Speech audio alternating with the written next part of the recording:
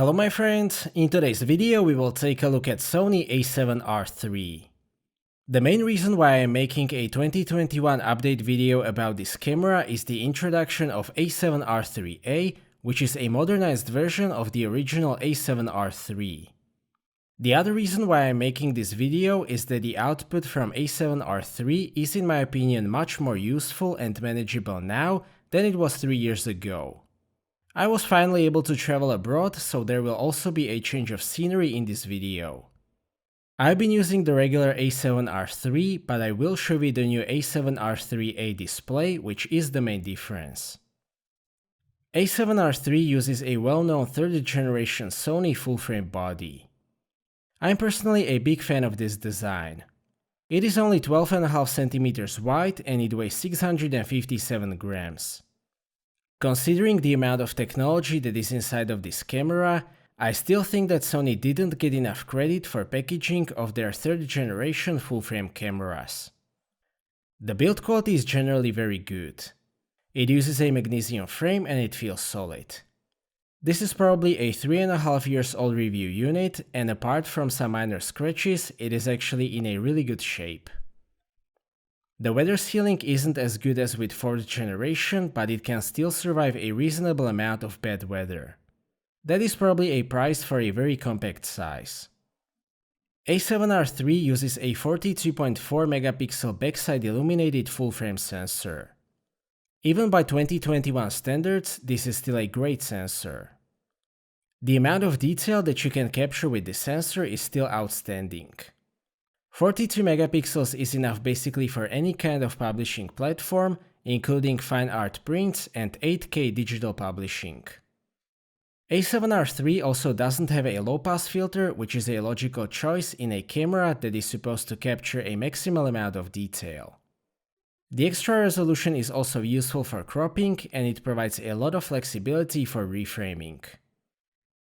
Regarding the ISO performance, I have compared it to my benchmark, which is A7 III, by downsampling the shots to 24 megapixels. The difference is pretty minor and the amount of noise is basically the same.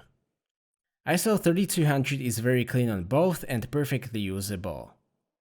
There is some noise at ISO 6400, but it is still usable for the majority of publication platforms. ISO 12800 is still usable, you will see some noise, but it is okay for online publishing. ISO 25600 is an emergency option. The noise is clearly visible, but it can still get the colors right and there is basically no color shift. A misconception is that high-res cameras are not as good at high ISO values as 24 megapixel cameras. If you export the images at 24 megapixels, which is a logical thing to do, A7R III benefits from the downsampling and noise compression. It is actually a great low-light camera, it also performs very well in the real world, so I am more than happy in this regard. The dynamic range is very good, as expected with modern full-frame Sony sensor. I've been shooting with A7R III in very challenging light conditions, and I was always able to extract enough information from the RAWs without introducing noise. Again, it may not be quite as high as A7R III, but you will only be able to see the difference in the most extreme situations, so I am very happy with the dynamic range. The colors are generally very nice. The A7R III was released after Sony fixed the color issues, so that is not a problem. The colors are generally very neutral. Sony mainly went for accuracy, so the colors are not overly warm or vibrant. It is a good starting point for RAW development. If you want something more vibrant out of the camera, you can choose a different picture profile. Overall, I can say that the A7R III output is still very future-proof. It provides fantastic image quality that still exceeds requirements of the vast majority of publishing methods and platforms. Due to the introduction of M1 Max and more affordable high-speed storage, the files are also more manageable nowadays. That is why I think that the A7R III and A7R IIIA makes more sense now than it did when it was originally released. A7R III uses a hybrid autofocus system with 399 phase detection points and 425 contrast detection points. It is supposed to be the lower version of autofocus in comparison to A7 III and A9. In reality, it still performs very well. In usual situations, it is 100% accurate and very fast. Even in low-light situations, it is still flawless. In the vast majority of situations, you won't be able to see the difference in comparison to A7 III. Even the eye tracking is 100% reliable. I also got 100% hit rate when walking towards the camera. I wasn't able to test it in the most extreme situations, such as birds in flight, but for all usual situations, it is an excellent system by 2021 standards. In the video, it is really good as well. Just like with stills, it is more than good enough for usual situations. It is always accurate and there is no hunting at all. In very difficult situations, such as this low light and low contrast focusing at close distance, it still performs really well. It is a little bit less confident than A7 III in these kind of situations, and there might be a tiny bit of hunting, but that is barely visible. I can say that the autofocus in video is still excellent, and it is about 95% of A7R III video autofocus performance.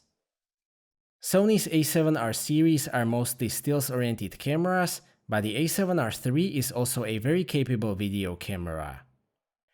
It can shoot no-crop 4K video in 24 and 25p. There is probably some binning or line skipping. To be honest, I wouldn't be able to tell the difference between downsampled A7 III video and A7R III video in most situations. It may look a bit more digital than A7 III, probably because it has no low-pass filter, but the video is very detailed and the overall video quality is great. If you use one of the semi-flat picture styles, it also captures very solid dynamic range and it provides a lot of flexibility for color grading. Super 35 or APS-C mode is also very useful. That produces 4K video downsampled from about 5K. The image quality is very similar to full frame mode. It is definitely a very useful feature if you need more focal range or you want to use APS-C lenses. If the video quality is your main priority, I would still go with A7 III. I think that it has a bit more natural, or if you want cinematic look. Having said that, if you want the A7R III because of the resolution or anything else, but you still need to shoot video as well, you definitely don't need to be concerned about the video quality at all. The in-body image stabilization is rated for 5.5 stops. First of all, it is very impressive that Sony was able to fit this in-body image stabilization unit into such a small camera. The efficiency is actually very good. It is very similar to Nikon Z6 II that I recently tested, which means that it is also pretty close to the X-T4. At 24mm, I was able to get about 1 second exposure, which is very impressive. In video, it obviously helps a lot as well. It is sufficient for static shots up to about 70mm. It is also sufficient for panning. Overall, I am very happy with the in-body image stabilization. Especially the body size to effectiveness ratio is excellent. As I've explained in my recent A7 III vs Nikon Z6 II video, I think that the handling of Sony's 3rd generation cameras is very underrated. A7R III offers 3 command dials, joystick, and 12 logically positioned customizable buttons. The AF on button is in the right place, and the 2 buttons on the top of the camera are easy to reach. It also has an exposure compensation dial and joystick, of course. The only thing that I miss on A7R III and A7 III is the combined drive mode and focus mode dial, which is only available on A1 and A9 series. The grip is smaller than on Gen 4, but it is pretty well shaped and I'm completely fine with it even with heavier lenses. The small size also makes the camera somewhat nimble. Overall, I am very happy with the handling and I don't see any issues with handling at all. On the other hand, the user interface is not great. I think that the new main menu could have been a differentiating feature of A versions. On the other hand, once you initially set up the camera, you don't really have to use it. There are only 5 menu items that I use on the go, and I put all of those in my menu, so that is not that big of a deal.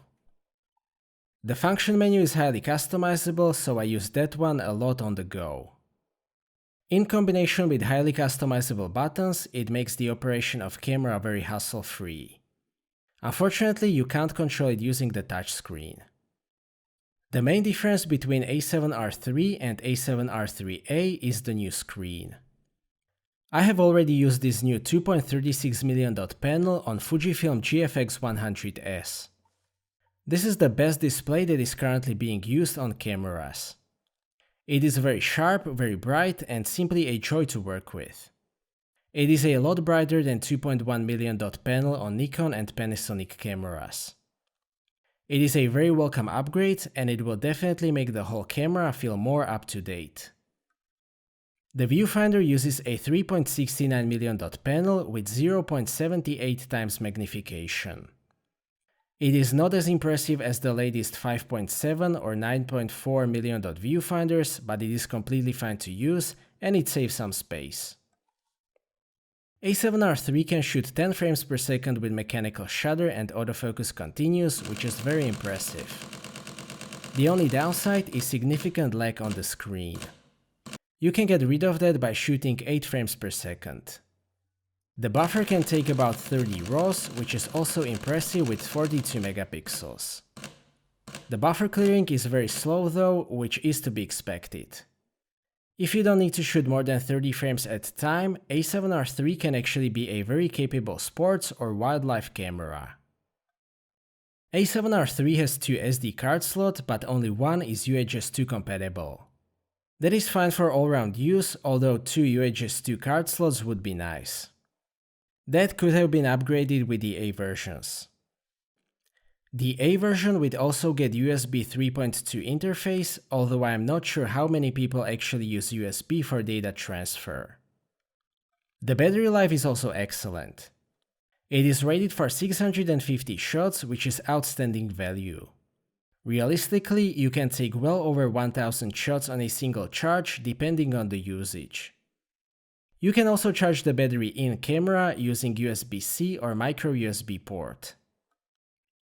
Also worth mentioning is that I have been testing A7R III in very high temperatures at about 37 degrees Celsius, often in direct sunlight for a week, and I have never even seen the overheating indicator, so that doesn't seem to be an issue. Just like with all full-frame E-mount cameras, the lens selection is a huge strength of A7R III. I have talked about that and my 5-lens Sony E-mount kit in a separate video, which will be linked in the description. To sum up, I think that Sony A7R III is one of the best aging digital cameras, and in 2021 it may be more relevant than ever. Making the A7R IIIA with an upgraded display definitely makes sense in my opinion. First of all, it offers excellent output. 42 megapixel stills from A7R III are super detailed, and they still exceed requirements of the vast majority of publishing platforms. The sensor is accompanied with a very good autofocus system and in-body image stabilization, which creates a capable all-round package. Sony was also able to pack all of that into a very compact body. Despite that, it still has very good ergonomy. I was also positively surprised by the 4K video from A7R III. It looks really good. Basically, the only part of A7R III that feels outdated is the main menu, but you don't have to use it much after the initial setup. Dual UHS 2 cards would also be nice. If you are looking for a high-resolution landscape or portrait camera with good all-round capabilities and very nice 4K video, I can highly recommend Sony A7R IIIA. So that's it for this video, thank you for watching, I hope that you liked this video and that you have found it to be useful. Stay tuned for more videos and maybe consider subscribing if you don't want to miss my future content. I appreciate your feedback in form of thumbs up or thumbs down. If you would like to ask anything or share your opinion, please do so in the comment section, and see you next time.